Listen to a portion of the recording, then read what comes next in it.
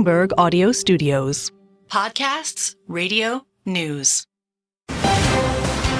You're listening to the Bloomberg Balance of Power podcast. Catch us live weekdays at noon Eastern on Apple CarPlay and Android Auto with the Bloomberg Business app. Listen on demand wherever you get your podcasts or watch us live on YouTube.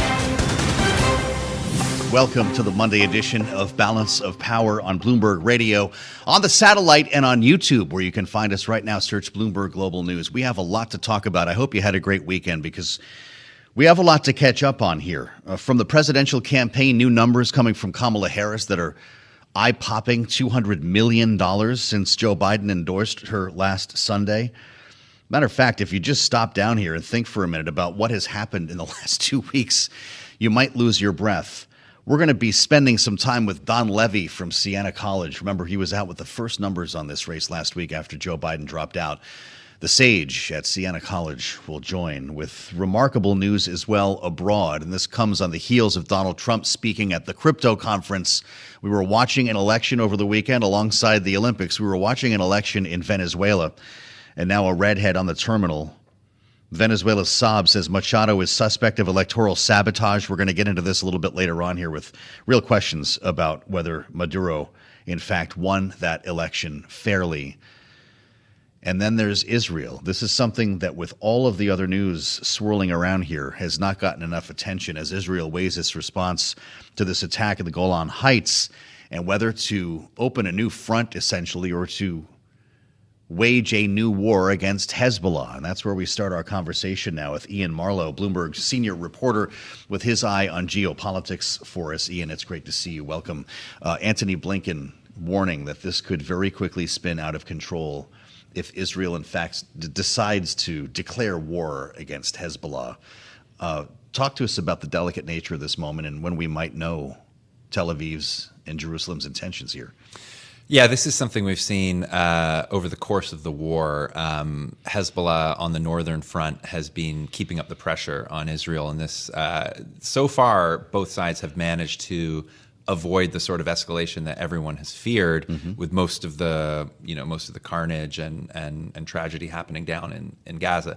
This is obviously an exception to this. Is something I think no one in the U.S., Israel, or probably even Hezbollah and maybe even Iran wanted to see. It's hard to see this strike on kids, 12 dead, yes, right, being something that's strategic or in Hezbollah's interest. And obviously, the last time Israel and Hezbollah tangled, it didn't go well for Hezbollah. It didn't go well for southern Beirut. So this is something that I think the U.S. has been focused on, making sure that Israel keeps a lid on the northern front. There's a lot of heated rhetoric, especially from the far right, who have wanted to expand the war in Gaza to the northern front. Yes, right. Obviously, there's a bunch of people displaced from northern Israel, and they want to get those people back. And these types of attacks mean that that's impossible for right now, and that put a lot of pressure on Israel to do something. Well, you put that in great context. It started to feel like maybe things were cooling on the northern border here, where there's been continuous shelling for months and months. I mean, how you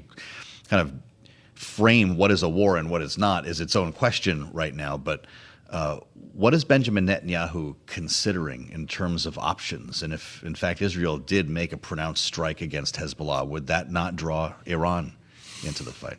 Yeah, it's a great question. I think there's already been a couple of sort of targeted strikes deeper inside Lebanon. Those were sort of aimed at weapons caches and things. It's not clear. I mean, that's obviously not the main response. They're still pledging and looking into some kind of much bigger response. I mean, Israel has a sort of retaliation calculus when it comes to, losing their civilians versus what sort of, fatalities they want to inflict on the enemies around them. And I think that's really worrying for U.S. officials who are trying to keep this, tamped down while they pursue ceasefire negotiations, with Israel and Hamas, which is sort of a separate issue. But right now, I think there's probably going to be a lot of pressure growing on Netanyahu. He himself has, spoken out harshly in terms of the retaliation he's promised. Yes.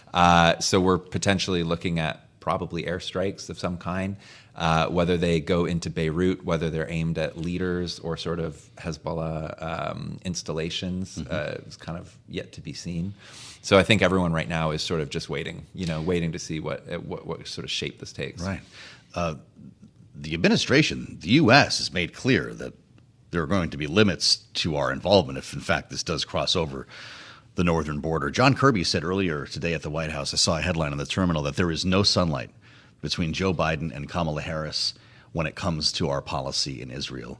Joe Biden will still be the president, obviously, for the next many months. If Kamala Harris did win, would we see a difference in this relationship?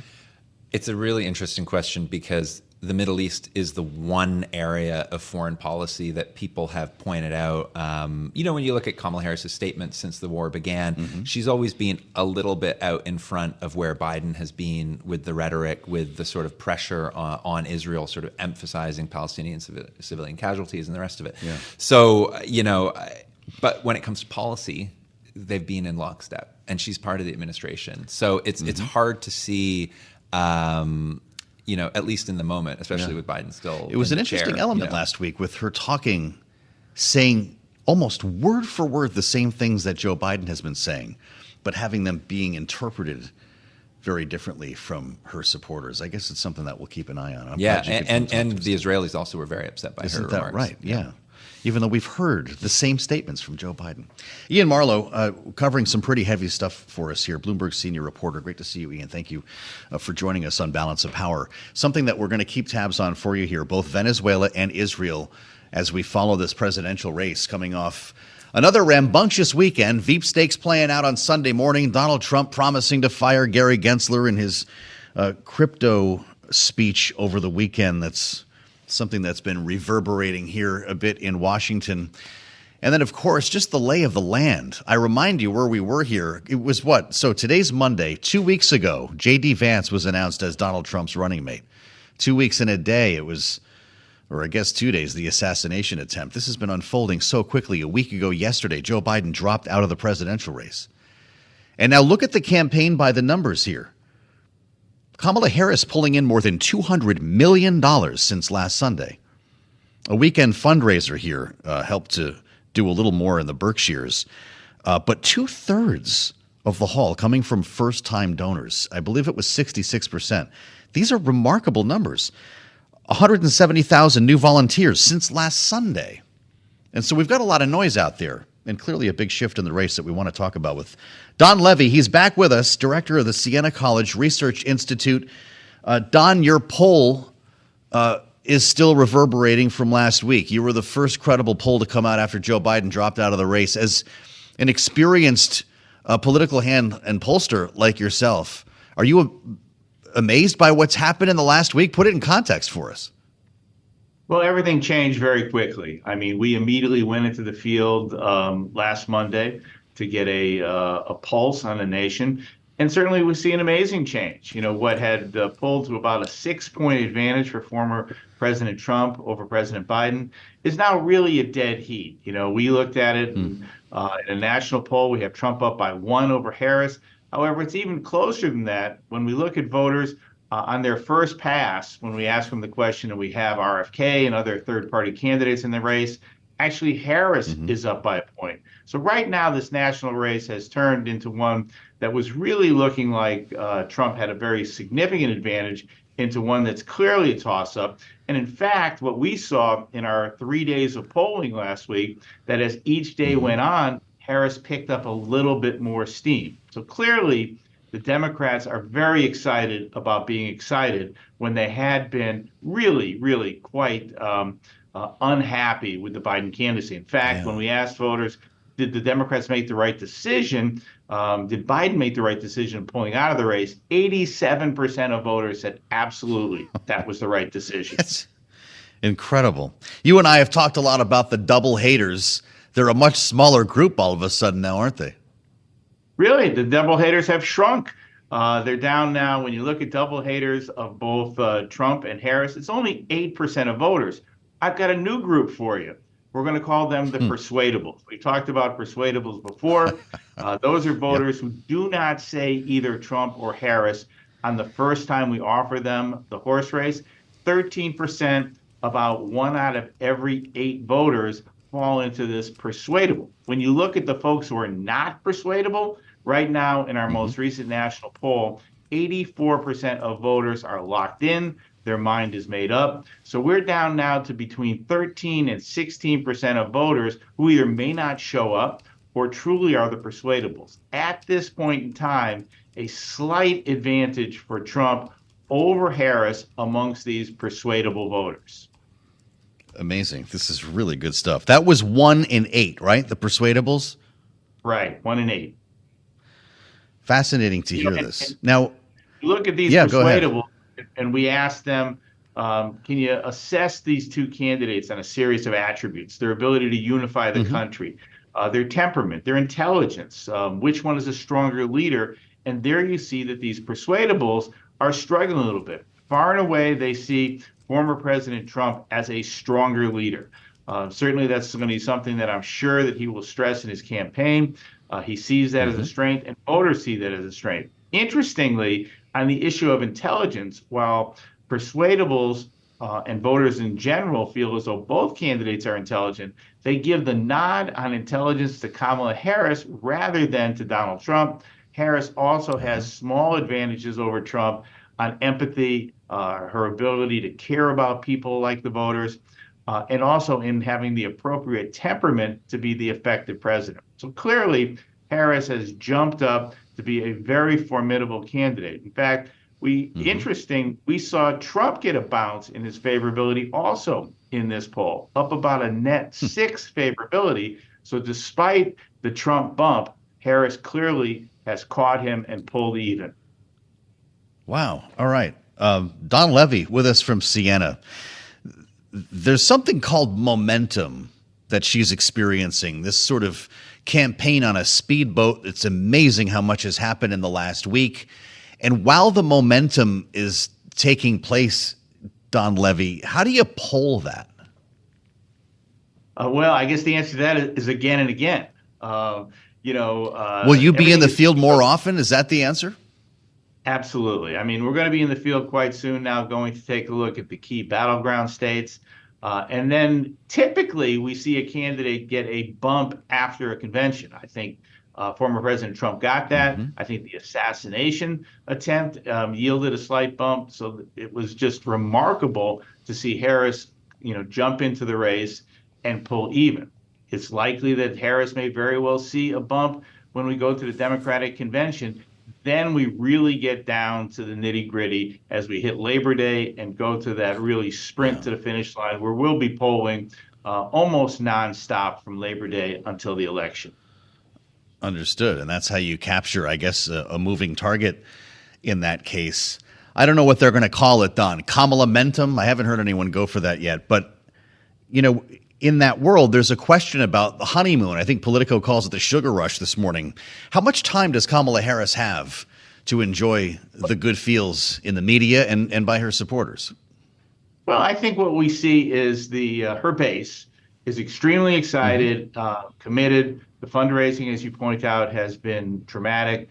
Now we're going to start going to war over these persuadables. Both camps are going to try to paint Harris with a certain brush. And we're going to have to take a look at these persuadables, these independents in the swing states to see which way they end up going. That's going to be the ultimate decider of this election. Still, at this point in time, the momentum of the Harris campaign is impressive. That the Democrats had a campaign really that was, maybe to use a bad metaphor, on life support. Now it's an entirely new campaign, and I think that this momentum will ease, and then the true battle over the persuadables will take place from Labor Day right until the election. Wow, the persuadables. I could see that being like a new streaming series or something, Don. It's time for your $1 million moment. Great to see you. Welcome back. We're always watching what Siena is up to, and of course, the great Don Levy. Thank you, Don, for helping our way through this campaign. Siena College Research Institute. You're listening to the Bloomberg Balance of Power podcast. Catch us live weekdays at noon Eastern on Apple CarPlay and Android Auto with the Bloomberg Business app. You can also listen live on Amazon Alexa from our flagship New York station. Just say, Alexa, play Bloomberg 1130.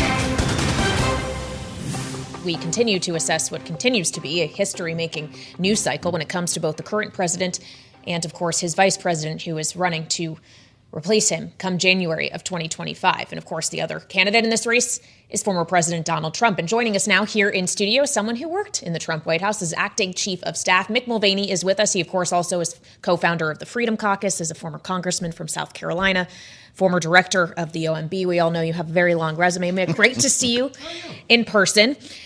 Not much going on these days since the last time we caught up with you. It has been a while. So much has happened in such a very short period of time, including for Donald Trump. Yeah. Not just in surviving an assassination attempt, then selecting J.D. Vance as his vice presidential candidate. Happened before. Busy couple weeks. Joe Biden dropped out of the race and Kamala Harris became the presumptive nominee. Knowing what you know of Donald Trump, do you think he regrets that choice or would have decided differently if he had the knowledge we now have? Listen, I'll preface this by saying, look, anybody who says now they know exactly what's going to happen has been proven wrong, right? Because we're way through the looking glass now. I mean, no one ever expected any of this. So if you sit here and say, well, absolutely X, Y, Z, I could be proven entirely wrong tomorrow. So with that caveat, I don't think there's much chance they're even having this conversation. Here's why. Let's say that I'm Donald Trump and I'm thinking about Joe Mathieu for position X. Kailey, what do you think about Joe? What do you think about Joe? He's a good guy. What do you hear about him? Okay. If he's asking those questions of somebody that he hasn't hired yet, it means he's thinking about hiring them. If he's asking similar questions, Kailey, what do you think about Joe? What kind of a job is he doing? What are you hearing? And he's already hired that person. That means he's thinking about firing that person. Okay, that's how the dynamic works. Wow. Sure. I've not heard any of that out of the Trump team right now. Trump is not asking people what do they think about J.D. Vance. How's he doing? I do have some questions about whether or not the vetting team knew about these things that we're now hearing about, like the childless cat lady thing. Exactly. Did they hear about that? And listen, there's a pretty good chance they did. They got a pretty good social media team, and they probably just didn't care. Again, J.D. was a selection born of supreme confidence. They thought they were going to win. They still think they're going to win. And they just wanted somebody that Trump likes to work with. And they didn't want to worry about any of the other dynamics of picking up states or demographics. It's the only person, remember, that he can't fire after the election. Cabinet secretaries, chiefs of staff, whatever you can get rid of. You can't get rid of your VP. Yeah. So they took him because they liked him, and they still think they do. So, look, he could get fired tomorrow. I get it, but I'm just not hearing it. Well, so what's your view on the way this race has changed? Don Levy from Siena was on with us earlier, telling a remarkable story about momentum in the polls. It's been a game changer, certainly coming even with Donald Trump here in the states that matter. $200 million in a week, getting enormous amounts of free media. Should Donald Trump be more worried than he was a week ago? More worried. I think if he was going to waltz into the White House against Joe Biden. So how do you describe it now? Is it still his to lose? I think I went from an 80-20 kind of race to a 52-48 kind of race. Keep in mind, and there's an axiom in this business that you're never really more popular than the day you announce you're running for office. And it's all downhill after that. In fact, that happened to Kamala Harris back in 2020. She had that fabulous rollout. What was it, Oakland or San Francisco? I can't remember. And I remember watching her on TV going, those are Trump-type rallies. That's a tremendous rollout for a campaign. This is when she was running for president. And then 6 weeks later, she's gone before Iowa even opened up. So you're never more popular than you are in day one. You expect a bounce. Look, I give the Democrats credit. I never expected them to get their act together this quickly. I was sort of, buying popcorn and getting ready to hunker down in front of the Democrat National Convention and just watching the fireworks, thinking it was going to be a wide open sort of rodeo. It's not. And you give them credit. They have done better than I think a lot of folks, including some Democrats, expected them to do. But this race is far from over. And I think you're going to hear a lot of things about Kamala Harris from Republicans over the next 99 days. Well, so as we think about the excitement her candidacy seems to have generated, to Joe's point, a big part of this is money. The Kamala Harris campaign has raised more than $200 million. A lot of that from first-time small dollar donors. We aren't necessarily hearing much fundraising news out of the Trump campaign to counter that. And I just wonder how you think about the cash part of the equation here and the ability to spend money in the states that matter. Yeah, look, it's no question about it. It's absolutely critical. It's probably more critical down ballot than it is for anything else. But at the end of the day, I mean, look, Trump had a great news cycle. I think the last time they put out numbers, how he outraised Biden. Kamala Harris has had a good number this time. both of these teams are going to have enough money to do everything that they want to do. Now, down ballot's a different story. So if you're Hakeem Jeffries or you're Michael Johnson, you're fighting it, slugging it out for every single seat in the House for majority down there. If there's enough money is a question that still remains. But at the top of the ticket, they're going to have enough dough to do what they want. And keep on, you never know, is money that comes in today money that was going to come in tomorrow, or is it really new money? Is it just money that came in earlier? Was it money that was held back last time? There's all sorts of variables when it comes to money raising. But listen, no one's going poor in this race, that's for sure. Yeah, that is for sure. I don't know if the campaign cares at all who Kamala Harris is going to run with. I suspect that there's some consideration there. But if you take the red hat off for a minute, who do you think Kamala Harris, if it's down to this three, does she go with somebody like a Rust Belt governor? Does it need to be a swing state? Why are we talking about governor of Minnesota, for instance? You fall back on the basics, right? On how you usually pick a vice president. You pick a vice president based upon a need for your campaign. Yes. Is right. it money, which is why Reagan took Bush? Is it expertise, which is why Dukakis took Benson? Is it a swing state, which is why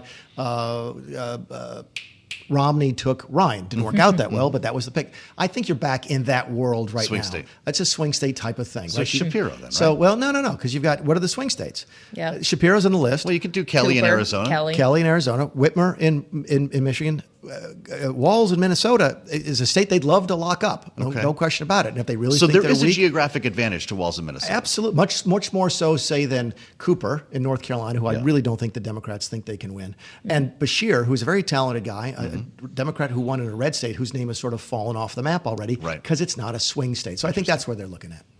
Well, we also understand that her campaign is considering not just who they want to be vice president, but also the kind of policy that they want to pursue. There's been reporting in the last few days, especially in the aftermath of Donald Trump's appearance at the Bitcoin conference in Nashville this weekend, that the Harris campaign is looking to court the crypto industry a bit more for a reset, if you will. We've heard the same from Democrats who support her, like Congressman Wiley Nickel, who's pro-crypto. Do you believe that? And do you believe Donald Trump, who used to call Bitcoin a scam, is actually going to be friendlier toward the industry this time around? The answer to the second question is yes. Okay. Easy, because I don't think this is not one of the things that Trump is married to, right? Trump feels very strongly about immigration and taxes and regulation, okay? That he really, really does. I don't think he cares really one way or the other about crypto. So if you say, he's changed policies from last time when he was in office, yeah, and I buy that. And he could be the greatest defender of crypto in the world. I absolutely believe that's possible. To your first question, do I believe when it comes to the Democrats? And here's why. And I'm not just saying that because I'm a Republican and they're Democrats. They've got, both parties are big parties, right? You only got two parties in a country of 350 million people. They're not going to be monolithic. But within that Democrat Party, on this particular issue, they have a wide variety of issues. Who are the most anti-crypto people in this town? Liz Warren and Bernie Sanders, maybe. Certainly Liz Warren, maybe Dick Durbin, I can't remember. Gary Gensler? Yeah, I mean, I forgot about Gary. Yeah, hi, Gary. It's good to see you. So I mean, are there Democrats like Wiley Nickel who are strongly pro-crypto? Absolutely. But the big names in the anti-crypto world, the people that really would love to ban it if they got the chance, are Democrats. And I think that's a problem that Kamala Harris is going to have to navigate that Donald Trump doesn't. So if Donald Trump can have an evolution like that on crypto, does Elon Musk help him find religion on EVs? The thing on EVs, I think, is probably less the concept of an EV and whether or not we're doing it in what Trump might be able to describe as an America First sort of manner. Are we making them, or is somebody else making them? Go back to the speech that he gave about the car industry in Mexico that got wrongly attributed as that bloodbath speech. Yes, right. Yeah. I think that was not an anti-EV speech as much as it was an anti-China speech. Tesla the version that he'd like to see? I think if Tesla could make an argument that they've got a way to provide low price, good quality, non-government subsidized electronic vehicles, why would Donald Trump care? But yeah, to your point, because I could see the twinkle in your eye, if you spend $45 million a month or whatever the number is, do you get an open door pass to the White House? The answer is yes, you do. Wow. So he was there. I think I bumped into him. He used to be the gatekeeper at the White House. I've met him half a dozen times. One of the most strangely intelligent men you've ever met in your entire life. I'm not sure I understood a thing that he said, but I'm pretty sure he's a lot smarter than I am. Well, he didn't get an invite the day GM, Chrysler, Ford, Stellantis were there, did he? I don't think he needs when you've got the private number. I don't think you need to come in with the rest of the crowd. Fair enough. It's Let's sort of not let another month go or whatever. It's been a year. It's my fault. It's been a year in political history. Well, it's amazingly, people all around the world want to talk about our election. How about that? I had no idea. I'm huge in Australia, by the way. In case, thank you very much. Wow. Yes. All right. Well, they have good taste. Let us know what they're asking you next time you're on. Mick Mulvaney, always a treat. Former acting chief of staff, Trump administration, co-founder of the Freedom Caucus. Kailey, we've looked forward to this conversation for a minute. We'll get him back soon for you here, and we'll assemble our panel coming up next. Rick Davis and Jeanne Zaino holding forth here on the fastest show in politics, and it's only Monday. I'm Joe Mathieu alongside Kailey Leinz. Stay with us on Bloomberg TV and radio. You're listening to the Bloomberg Balance of Power podcast. Catch us live weekdays at noon Eastern on Apple CarPlay and Android Auto with the Bloomberg Business app. Listen on demand wherever you get your podcasts or watch us live on YouTube. We pay attention to the happenings here in Washington, yes, but also around the world when it comes to politics. And certainly there is a lot of political news coming from Venezuela after the country's presidential election on Sunday. The country's electoral council has just certified that Nicolas Maduro, of course, the incumbent president, won the election yesterday and will have another 6-year term, his third. However, this comes after the opposition cast doubt on the actual results of the election. Exit polling has suggested that Maduro's challenger was actually polling far ahead of him. And Venezuela, of course, earlier this afternoon, Joe, named an opposition leader, Maria Machado, as a key suspect in its investigation into alleged electoral sabotage. And this has taken the notice of many countries around the world, including the U.S. We heard from Secretary of State Antony Blinken earlier today saying that he had serious concerns about these results in Venezuela. Serious concerns. The result does not reflect the will or the votes of the Venezuelan people. That's where we are here. And Maria Corina Machado, who Kailey mentions, called the result impossible, saying we won. And the whole world knows it. So the question, Kailey, then becomes about U.S. response. Bloomberg has a really important story just up on the terminal. Eric Martin writing that the U.S. will determine future sanctions on Venezuela based on whether Maduro's government fully releases voting data here. So we're just at the beginning of this story, it seems. Yeah, and of course, it was in part the U.S.'s own data and the exit polls that it were seeing that were mismatched with what actually came out of the Electoral Council in Venezuela. So this is, to your point, Joe, a story that is certainly far from over. The U.S. not the only country that has a lot of drama around its election these days. Yeah, how true. Let's talk about the drama in our own. With our signature panel back with us today on the Monday edition of Balance of Power, Rick Davis and Jeanne Zaino, Bloomberg Politics contributors, holding forth here as we try to make our way through the Veep stakes in the next week or so. As Kailey mentioned, they've got it down to 3 here, and we'd love your take on this story and, of course, many of the other cross currents in the campaign. Jeanne, what's your take right now on the big 3 that Bloomberg has highlighted, the governors of Minnesota and Pennsylvania, as well as the senator from Arizona? They each bring their own promise. But in the case of Tim Walz of Minnesota, not a swing state. What do you think Kamala Harris is considering?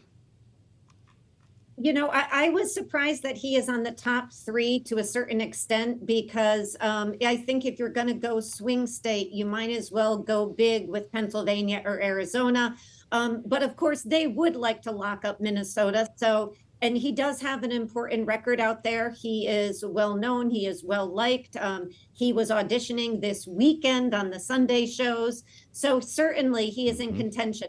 One thing that I think is worth noting is this drive to go with a white man and leaving aside Gretchen Whitmer, who said she doesn't want to be considered. But Michigan and Whitmer is a really important state. And I keep in the back of my mind wondering, does Kamala Harris surprise everybody by going with Whitmer? She is a very good politician, well liked in her state. It's a swing state. It's one the Democrats need. And I think to count somebody out due to gender is troubling to me. So I just want to put that out there. But that's what we've been hearing. They're looking for a white man. Yeah, well, and certainly most of the list does seem to be comprised of that. But Rick, what do you think about Jeanne's point on Governor Whitmer, who herself has said she wants to stay in Michigan in the job she currently has? Is this about America's perhaps lack of readiness to have a female president and vice president, or is this just about someone saying, don't pick me, please? Yeah, I think that we have to believe Whitmer that she doesn't want to be picked, so she's not on a list anymore. I think she was on an earlier list that had been circulated. I think Gina Raimondo was on another earlier list that had been circulated. I mean, I don't think they're not looking at women. I think they're finding that they have other options, and I think they're clearly looking at targeted states like Arizona, and Pennsylvania. And by the way, Minnesota is not a chip shot for Democrats. At one point in time, right after the convention, the Republicans came out of there saying, we're putting all these states in play. We're going to put Minnesota in play. We're going to, put other states that are sort of, Democrat-leaning states in play. And so to be able to lock up Minnesota, with Tim Walz is not a bad option for the Democrats. Takes another, chess piece off the board, and gets the focus back down to where the Democrats, I think, always wanted it, which is there are only 6 or 7 states that matter. Let's keep our focus on that. We're not looking at Minnesota. We're not looking at New Hampshire. These other border leaners. So I think they've got the trading range down to where they want it. I think they've done it effectively in a very short period of time. Now you got to pick them, and they all have advantages and disadvantages. They all have different personalities, and I think all of them though tend to benefit the ticket. And I'm, like you think that's kind of obvious, except J.D. Vance. I mean, in retrospect, everyone's in the Republican Party scratching their head, going, "How in the world did this benefit the ticket?" Huh. It's really interesting you say that, Rick. The Washington Post reporting that in the last 2 days before Donald Trump picked J.D. Vance, quote, an array of senators, donors, conservative media personalities, and other supporters, unquote, urged Donald Trump to pick someone else. As we consider childless cat ladies, Rick, where are we on the idea here that Donald Trump may have made a poor choice and buyer's remorse throughout the GOP? Look, when Don Jr. is calling the shots, this is what you get. And I think that there's such a close link around former President Trump and his family. And I'm sure that the family echo chamber is strong, that J.D. Vance was the guy all along, that he's the one who can continue the march for MAGA. And that may be true on its own, right? Whether MAGA, can expand beyond Donald Trump's, current constituency. I don't think anybody believes Vance can do that for them. But look, I mean, there is a portion of the Republican Party, or at least the MAGA party, where, he's wildly popular, regardless of some of his cat lady mentions and things like that. So it may be weird, but it is the current state of play within the Republican Party. Well, we should hear from the senator from Ohio and vice presidential nominee himself, because he was asked about the cat lady thing last night on Fox. Here was how that went down. Nuns and priests aside, do you agree that there are people who very much love this country and are invested in its future, but they also happen to be childless? Oh, of course I believe that, Trey. And if you look at the full context of what I said, it's very clear the Democrats have tried to take this thing out of context and blow it out of proportion, which is what they always do, Trey.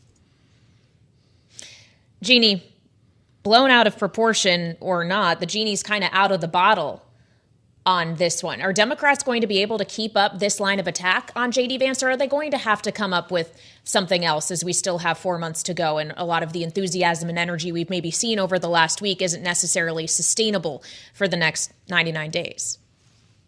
I think there will be more. This was a doozy by J.D. Vance to walk it back. He goes and talks to Trey Gowdy and Megyn Kelly. That's not going to do it. And so he just keeps stepping in it more and more. The reality is, to win this election, Republicans cannot discount suburban women. And that's what his movement into the vice presidential pick has threatened to do with statements like this. I mean, is there a way to come back from it? For sure, but we haven't seen them do this yet. But the reality is, this is all about Donald Trump. Donald Trump not listening to the establishment talking about how everybody else makes VP picks is nothing new.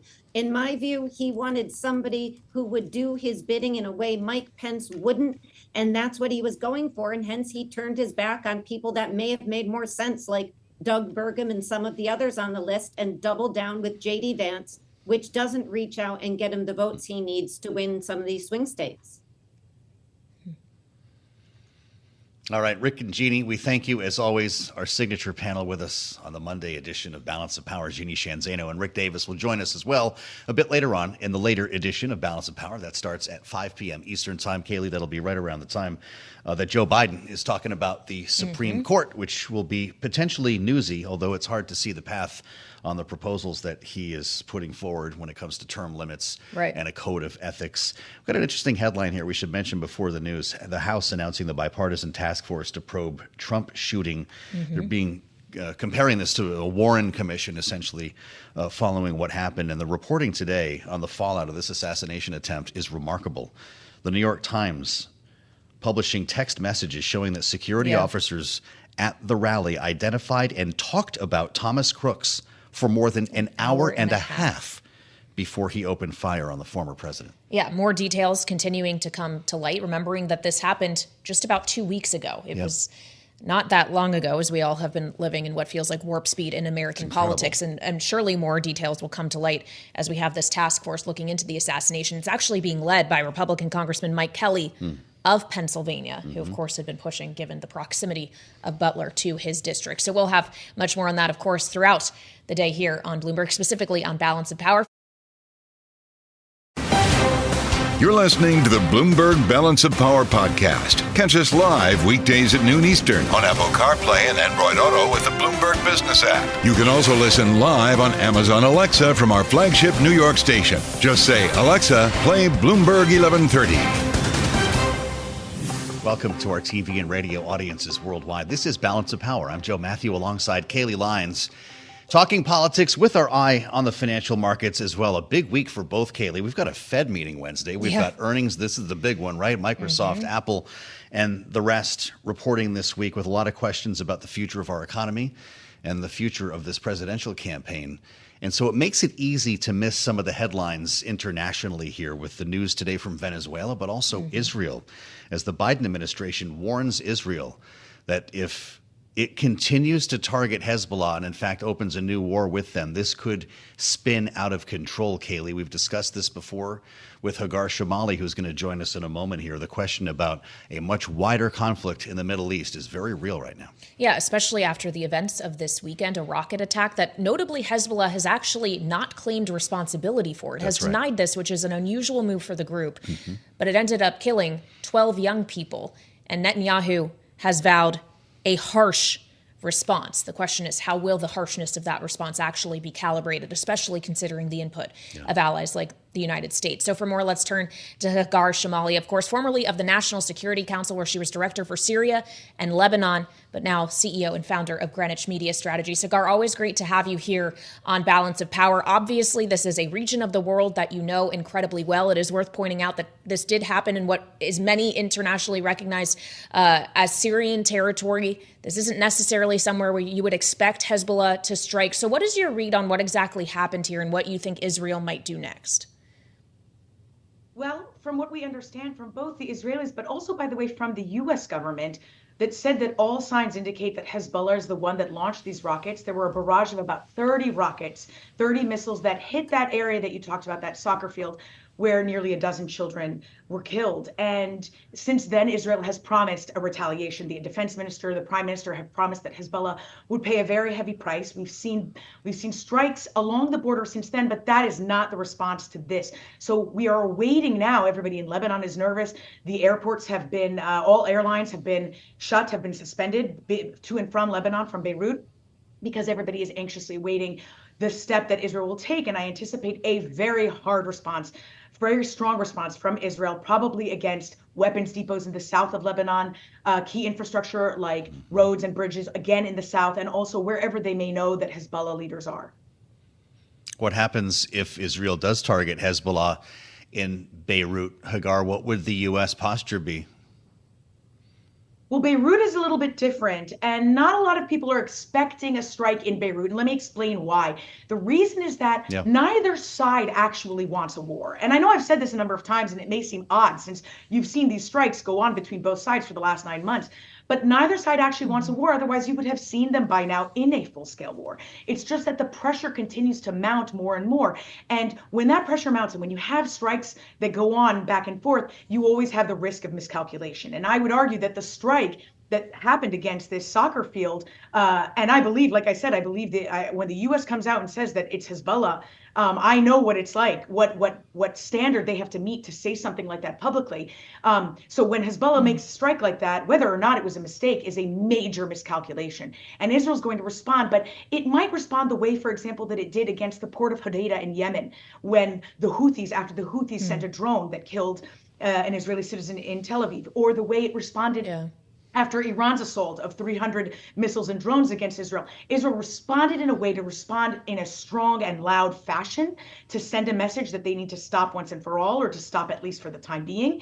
And then on the other side, they kind of sit back so that it doesn't escalate further. Beirut would escalate things to another level, though. It would cause something reminiscent of the 2006 war you saw between Israel and Hezbollah. Mm-hmm. Well, and of course, this isn't happening in a vacuum, Hagar. This is actually happening as Israeli negotiators are in Rome together with other mediators from the U.S. and Qatar and Egypt, looking toward a ceasefire deal between Israel and Hamas. We have just gotten within the last 15 minutes or so a headline out of Prime Minister Benjamin Netanyahu saying that Hamas leaders are obstructing the hostage deal, that they're adding new demands. But how do you view the knowledge that those talks are ongoing and how it's likely to color the response we see from Israel? Sure. Well, I think one of the things that's fascinating that you continue to see through this conflict is that whatever flare-up you do see, whatever horrific story that happens or scenario that happens, it doesn't affect the ceasefire talks as much as one would expect. And that's because that's unfortunately typical in warfare. It can be very ugly on the ground while you have negotiators, and they don't talk directly to each other. They have mediators in between, obviously, Qatar, the United States, and Egypt, as you mentioned. But those talks, this entire time, while you've seen sometimes fanfare in public, or bombastic remarks saying that they're going to falter, they don't. And the latest is that the Israelis have given some new details and changes to the latest proposal because they want additional security, Israeli eyes on the border between Egypt and Gaza in particular in any kind of proposal deal.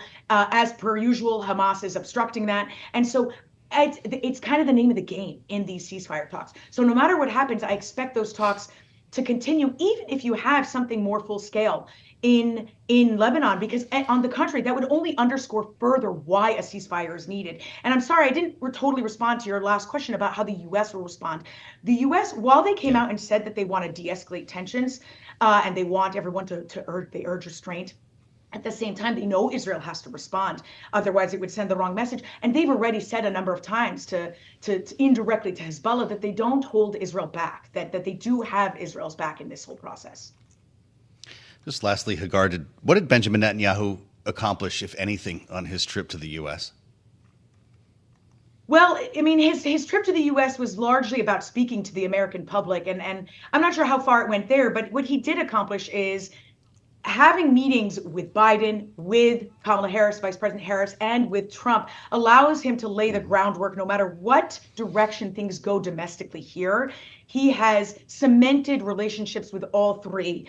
And even though Vice President Harris came out with a stronger tone, it also showed no change in policy. And I think that's one of his interests. And with Trump, obviously, it was about mending a relationship that had frayed during after Trump had left office and had said a number of disparaging remarks about Netanyahu. And so he cemented that relationship further. So that's largely what he gets out of this, is just to make sure that the special relationship continues and that his unique relationship with each political official also remains intact.